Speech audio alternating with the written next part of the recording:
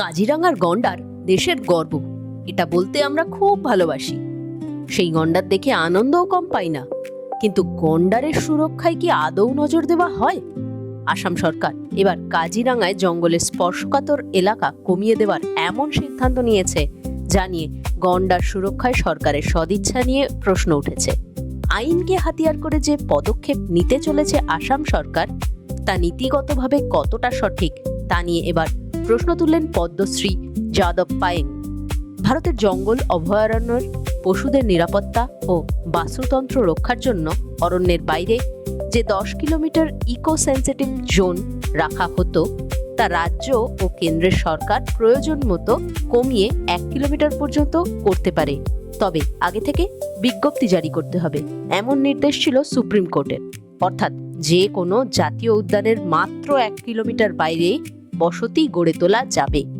আসাম সরকারের দাবি, রাজ্যের আদিবাসী সম্প্রদায়ের মানুষের জীবন জীবিকা রক্ষা ও বাসস্থান নিশ্চিত করতে তারা এই সিদ্ধান্ত নিতে চলেছেন। অর্থাৎ মানুষের বসতি রক্ষায় কমিয়ে ফেলা হচ্ছে কাজিরাঙার নিরাপত্তার স্পর্শকাতর বলয়। ভারতে পশু পাখি রক্ষার জন্য আইন থাকলেও সবটাই মানুষকে বাঁচিয়ে তা বলাই বাহুল্য। তবে এভাবে বাফার জোন কমিয়ে ফেলায় 3 ধরনের বিপদের দাবি করছেন ভারতের ফরেস্টম্যান।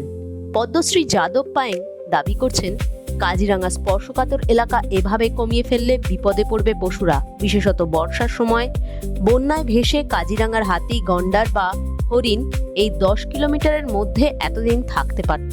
এলাকা কমিয়ে দিলে সেই জায়গাটুকুও থাকবে না তাদের। এছাড়াও মানুষের বসতি স্পর্শকাতর এলাকায় হলে পশুরা বসতি এলাকায় ঢুকে মানুষের সঙ্গে সংঘাত বাড়াবে।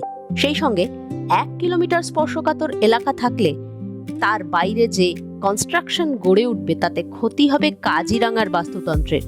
তাই মানুষের তৈরি আইনের যুক্তিতে নয়, ঈশ্বরের সৃষ্টিকে তার নিজের মতো রাখার আবেদন করেছেন ফরেস্টম্যান অফ ইন্ডিয়া যাদব পায়েং।